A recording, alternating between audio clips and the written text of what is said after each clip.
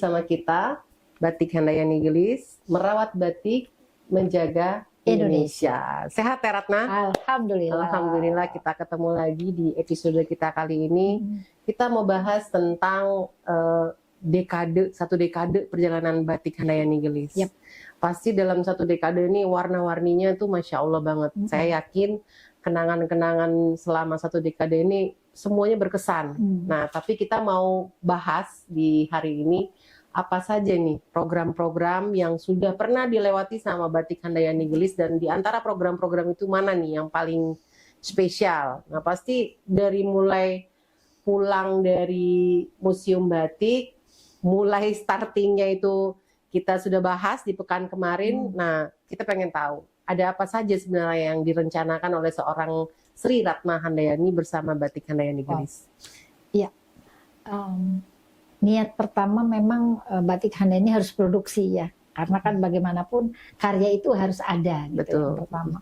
Yang kedua adalah bagaimana langkah yang kita ambil supaya masyarakat itu lebih mengenal batik, yang nantinya akan mencintai batik.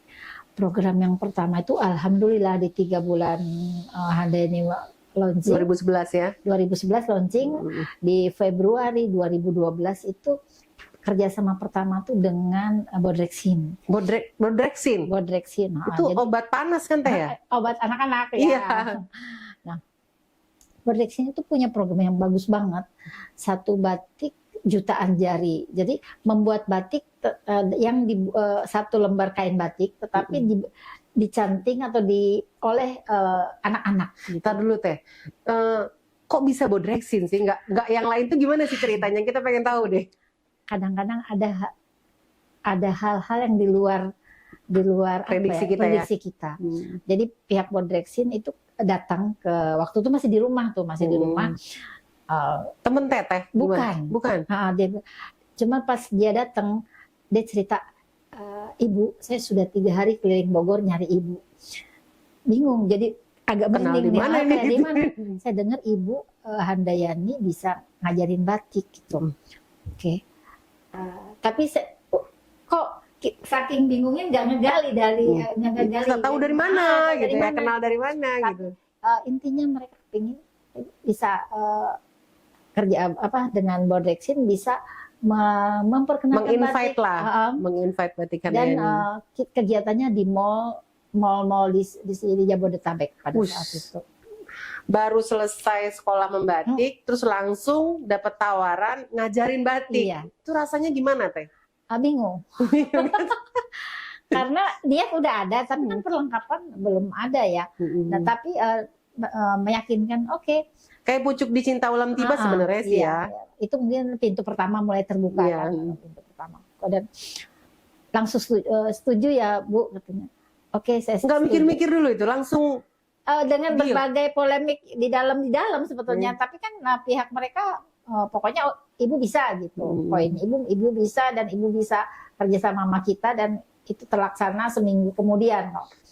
Langsung jalan. Jadi nggak pakai mikir ditunda-tunda, terus langsung diputuskan, oke saya setuju gitu ya. Dan pesertanya pada saat itu 100 orang anak, dan di Mall Cibubur. SD, SMP, atau SMA? Umum, karena di mall kan, di mall. Nah, disitulah mulai belajar bertemu. Pengen tahu gimana tuh modelnya, gayanya Teh Ratna pada saat pertama kali. Terus terang nggak pede. Dan ada sempat polemik juga, disuruh naik panggung. Saya bilang, gemetar Teh. Biasanya yang dihadapin kan penggorengan. Cantingnya di rumah kan penggorengan, canting kan ngurusin keluarga maksudnya ya. Tapi harus ketemu orang, dan belum pernah naik panggung. Nah, terus sampai pihak Bodrexin, kan kita di kontrak ada Ibu harus naik panggung memperkenalkan, ngomong, bukan hanya sekedar nyanting. Berapa lama baru nguasain panggung tuh? Nggak tahu lah, pokoknya pada saat itu memang ada demam panggung lah istilahnya ya. Tapi mungkin itu cara Allah ya, artinya mendidik dalam tanda kutip. Banyak pelajaran. Dan di sini kan nggak ada persiapan.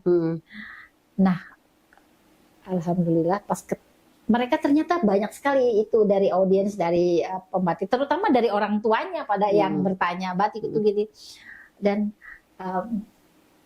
kok jawabannya bisa gitu, entah dari mana gitu, bisa aja Tapi jawab gitu. sebenarnya kan Teteh udah yakin juga pulang dari sekolah membatik itu memang niat awalnya saya tuh pengen berbagi kan. Iya. Itu sebenarnya kan iya, udah basic itu, kan. iya. Jadi saya udah punya bocoran duluan nih kan. Jadi sebenarnya ini momen yang ditunggu-tunggu gitu, momen yang sudah direncanakan, cuman nggak nyangka secepat itu Iya. gitu mungkin ya. Jadi pas pengalaman datang ke mall ngajarin batik, terus mulai grogi, itu nguasain panggung itu berapa lama Teh? Mungkin mulai akhirnya awal-awal itu perlu 5 sampai 10 menit Bu. Untungnya MC-nya tapi tahu kalau saya grogi kan lucu Iya. banget. Ibu kok grogi? Gitu kan. Tapi begitu udah mulai menjawab pertanyaan itu rasa percaya dirinya udah muncul. Jadi Karena edukasi merasa dulu ya, bisa, ngajarin dulu ya, ngajarin baru dulu ngasih tahu perkenalan ya. Dengan apa istilahnya audiens yang ada di sana kan. Dan itu pengalaman yang cukup berharga yang akhirnya saya Jadi juga harus belajar terbiasa, lagi bisa karena biasa ya Teh? Atau gimana? Atau terus malah ketagihan setelah itu? Akhirnya Kan ya kontrak setahun ya, kontrak setahun untuk keliling 3 bulan. 3 bulan pada saat itu. Dan akhirnya ya berjalan dengan sendirinya. Begitu pertemuan kedua mengalir aja dulu. Ternyata memang harus istilahnya harus belajar itu menambah jam terbang itu perlu memang gitu. Jadi ini berkesan ini. Pertama mengajarkan batik untuk anak-anak sejak Bodetabek bersama Burdeksin. Terus pengalaman apa lagi Teh selain itu? Nah, selanjutnya itu kan saya lihat ya kalau batik itu tidak diajarkan secara khusus di sekolah. Jadi solusinya kita harus jemput bola, harus ke sekolah-sekolah. Nah, dengan bantuan CSR-nya PT Antam, saya bikin program tuh namanya Batik Go to School. Batik Go to School. Tahun berapa itu? Tahun 2012. 2012. Awal 2012 itu. Berarti setelah Burdeksin ya? Setelah Burdeksin. Batik Go, jadi kita ke sekolah-sekolah dan memperkenalkan proses batik dengan anak-anak sekolah. Tahun 2012 itu kota dan kabupaten Bogor. Kalau tidak salah ada 6 sekolah. 6 apa 8 sekolah. 2000 selanjutnya tahun selanjutnya itu Jabodetabek. Sekolah mana itu Teh? Sekolahnya dari SD, SMP. Yang terjauh lah, yang terjauh. Kalau kota mungkin kan semua kecamatan kali ya. Di kabupaten itu waktu itu di Pongkor. SMA juga Pongkor, ya. Iya, SMA 1 Pongkor. Jadi di sana di situ mulai terbangun mulai pede lah ya, mulai confident ya. Setelah udah tahu strateginya. Udah tahu. 2013 bikin program lagi. Sama dilanjutkan dilanjutkan dengan Antam. Itu Batik Go to School tetapi Jabodetabek. Lebih segmennya lebih banyak lebih lebar lagi. Dan itu dari SD, SMP, SMA dan SMK. Jadi pertama di berapa sekolah itu Teh? Kalau tidak salah 20 sekolah, 1 bulan itu programnya. 1 bulan. Jadi itu masih programnya masih ke seputar edukasi ya, mengajarkan batik. Terus selain program-program edukasi ada program lain nggak Teh yang pernah dibuat? Edukasi ini pun berlanjut kan tadinya di sekolah-sekolah, kemudian di perpustakaan, kemudian di mall gitu. Yang di mall itu lebih audiensnya lebih umum kan. Masih dengan Antam itu? Enggak, itu udah mandiri. Kerjasama dengan mall-mall kan. Kemudian itu yang jadi. Kalau tourism bagaimana Teh? Nah, tourism itu mulai pada saat kita kerja kegiatan di mall, kemudian setelah 2012 itu yang tadinya saya istilahnya jemput bola, nah mulai 2013 itu mereka datang ke galeri untuk membatik. Membatik dalam hal ini mengenal batik, belajar dan mencanting proses membatik. Dan batik itu batik tulis, batik cap, dan mereka membatik dari awal sampai proses warna, dan itu bisa dibawa pulang. Paling jauh itu pelajarnya dari mana Teh yang waktu yang tourism ya? Tourism itu saya nggak bermaksud ini ya, tapi saya yakin 5 benua itu sudah pernah ke galeri. Misalnya benua Asia tuh yang dekat ada Respon Singapura. mereka bagaimana? Wih, luar biasa. Jadi begitu kan kita kemarin-kemarin ke sekolahan-sekolahan, terus ternyata setelah kita keliling banyak yang pengen kenal batik, Langsung. terus ternyata pas kalinya kenal asing, ya wisatawan asing gitu kan. Wisatawan asing. Dan dari pengalaman itu yang paling berkesan buat Teteh itu yang mana? Pernah ada mahasiswa dari Palestina dan Israel. Kita tahu kan mereka, tapi ternyata di sana mereka jadi damai, seperti sahabat. jadi sahabat. Jadi kalau Palestina dan Israel datang, mereka memang full belajar mereka menjadi masih seperti apa ya, Pak mahasiswa dari tamu dari suatu perguruan tinggi di Bogor, kemudian dan salah satu untuk mengenal budayanya kan akhirnya pertukaran budaya gitu ya. Berarti Batik Handayani ini juga punya program go to kampus gitu ya, kayak pertukaran mahasiswa yang ya, lebih PKL ya, menerima lebih mereka yang magang begitu ya. Magang untuk mengenal batiknya, belajar membatiknya, atau mengenal filosofi batik yang ada di semuanya. Jadi pertama memang secara teori mengenal, diajarkan dulu ini batik, apa itu batik. Kemudian jenis di Indonesia ini kan hampir semua daerah udah punya batik. Jenis-jenis batik dari berbagai daerah, kemudian membedakannya seperti apa, kemudian kenapa batik Indonesia yang dipilih oleh UNESCO sebagai warisan non benda. Betul ya, itu mendapatkan. Kenapa batik Indonesia, padahal di negara-negara lain kan juga punya batik. Sebagai satu heritage yang harus dijaga begitu ya. Itu kan ada penghargaan sendiri berarti, dan itu harus diketahui kan sama oleh kita orang Indonesia, walaupun dan itu menjadi daya tarik juga pihak asing untuk mau mengenal batik lebih dalam gitu ya. Dan yang terakhir mereka juga bisa merasakan bagaimana membuat batik, bagaimana mencanting tulis. Itu yang bikin mereka ingat terus ya. Itu yang menjadi memori yang dalam saat datang ke Indonesia, terutama ke Bogor. Jadi dan itu mereka bawa sebagai oleh-oleh yang mereka buat ya, batik yang mereka buat sendiri itu mereka bawa ke negara mereka sendiri.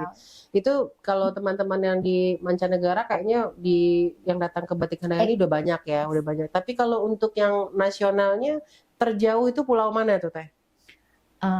Ke Manado pernah, ke Sulawesi. Kita datang atau mereka yang datang? Kita datang. Kita datang. Jadi program edukasi batik ini ke beberapa wilayah ya, bukan di sekitar Pulau Jawa saja ya, tapi juga nyebrang sampai ke Manado. Tapi saya tertarik Teh, kalau dilihat Batik Handayani dari 2011 sampai ke 2024 perjalanannya ini kan banyak touring ya, banyak wisatawan datang ataupun kita yang touring gitu ya. Nah, gimana caranya Teh Ratna membangun tim itu kan kalau semua dihandle pegel juga tuh. Nah, coba berbagi cerita sedikit itu gimana caranya memanagenya batik ini untuk bisa tetap berjalan ya, senusantara ataupun ke internasional. Kalau sendiri kan lumayan itu Teh. Iya, di galeri itu sudah ada spesifikasinya untuk misalnya ini bagian edukasi, kemudian untuk bagian mewarna. Ada tim-timnya sendiri ya Teh. Sudah terbagi dan itu membaur sebetulnya. Jadi sangat mudah gitu. Dan salah satu hal yang penting untuk masuk Handayani itu yang menjadi bagian dari keluarga besar, itu mereka harus mencanting dulu. Udah mencanting belum nih? Nontonnya udah mencanting belum nih? Teh, kayaknya penonton perlu tahu di sebelah mana Batik Handayani ini Teh?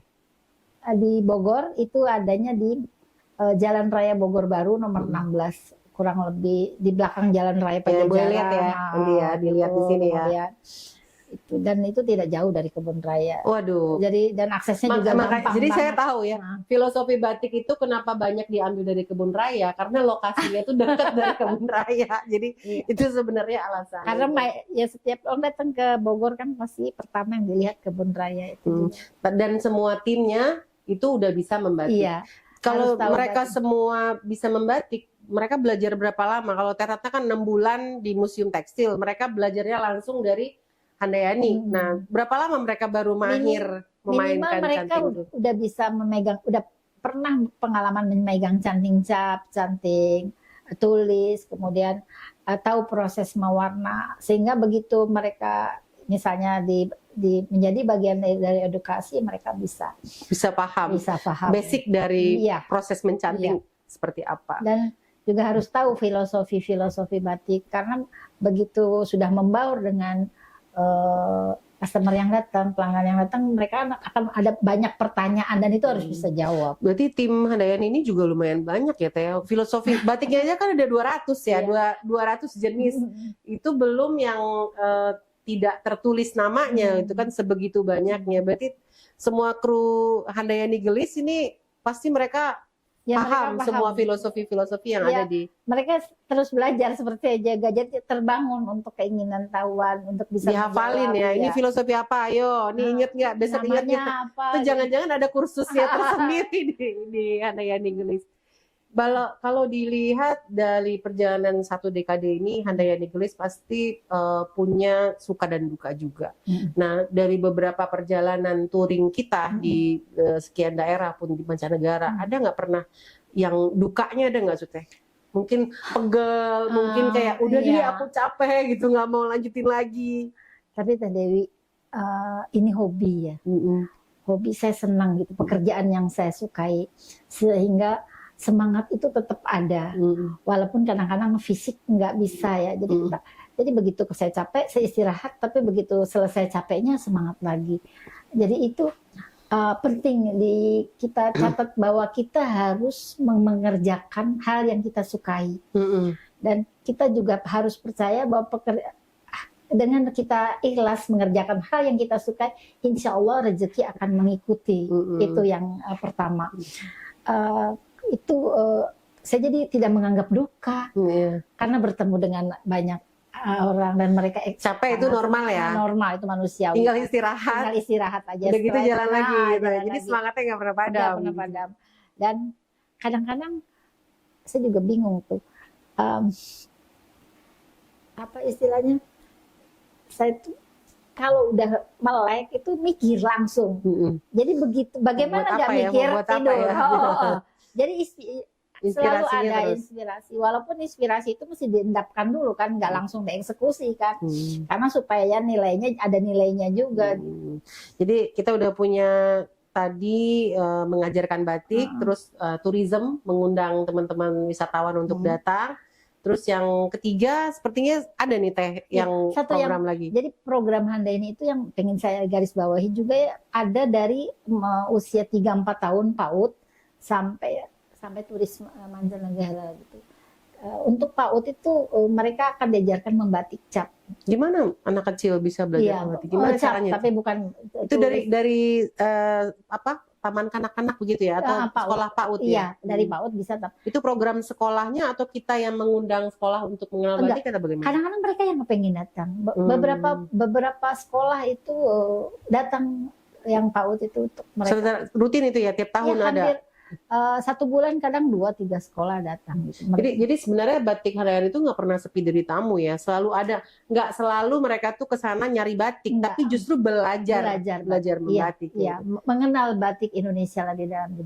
Jadi batik Handayani itu punya kontribusi yang besar sama pemerintah Kota Bogor khususnya ya, masyarakat Bogor khususnya. Dia berusaha untuk merawat batik itu dengan cara mengajarkan orang-orang untuk mau mengenal batik dan mencintai batik lebih dalam.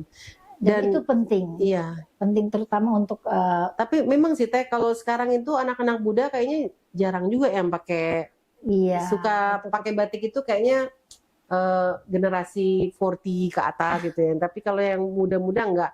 Kalau dari taman kanak-kanak udah diajarin gini loh cara buat batik, terus akhirnya mereka jadi senang, jadi suka. Dan itu kan akan teringat. karena Terekam di memori mereka. Kan seperti masih kertas putih gitu. Jadi mereka sudah bisa bicara, oh aku udah pernah membatik loh itu.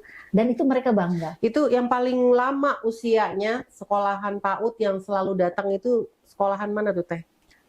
Yang terakhir kita Bogoraya ya, PAUD Bogoraya. Itu pernah. Itu PAUD Bogoraya kan juga lumayan besar ya sekolahannya. Saya lupa namanya, tapi nanti kita bisa lihat ya di foto-foto di sini kegiatan beberapa TK atau sekolah-sekolahan yang udah pernah datang dan ada ngebatik di sana.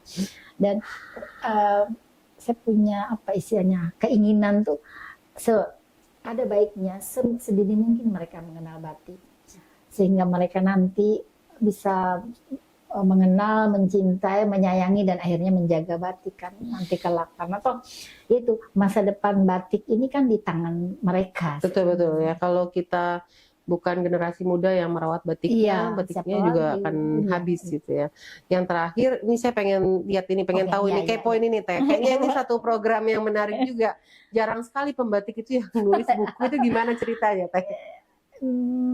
Ya, artinya gini loh, kita harus literasi batik juga kan yang belum banyak lah ya, bukan nggak ada tapi belum. Kok kepikiran nulis gitu loh Teh maksudnya? Kepikiran nulis ya. Kenapa sempat-sempatnya kan udah sibuk sama batik, udah datang ke provinsi-provinsi, datang ke sekolah-sekolah ngajarin, nerima tamu juga. Terus kapan lagi waktunya sempat terus nulis gini tuh gimana ceritanya? Iya ya, karena seneng ya. Jadi semuanya tuh harus dikomentasikan kan. Jadi idenya itu ya. Idenya itu harus supaya nanti kelak mungkin 10, 20, 30 tahun lagi saya nggak ada kan. Ada dokumentasinya gitu, ada tersimpan gitu, nggak hilang begitu aja. Jadi sampai sekarang ini ada berapa Teh bukunya yang pernah diterbitkan? Baru 6. Baru 6. Terus nanti akan ada 7, 8, 9, 10 dan seterusnya. Dan kita tahu ya, seorang Handayani Julis sekarang di usia berapa Teh? Aduh, nyebutin angka nih, 57. Masih 7 ya, 17. 17. Ya, 17. 57 itu lagi S2 loh teman-teman, di Agribisnis IPB. Ya, jadi wajar kalau ini jadi satu bukti buat kita bahwa usia itu tidak akan menjadi halangan untuk kita tetap produktif, untuk kita tetap berinovasi, menghasilkan karya. Dan ini buktinya seorang Handayani, seorang Sri Ratna Handayani sampai hari ini menerbitkan 6 buku, dan itu masih ada buku-buku lainnya coming soon. Insya Allah ya.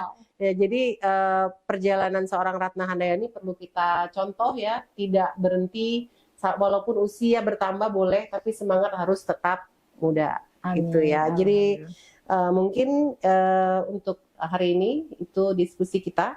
Kita akan bertemu lagi di episode yang akan datang. Jangan lupa merawat batik adalah menjaga Indonesia.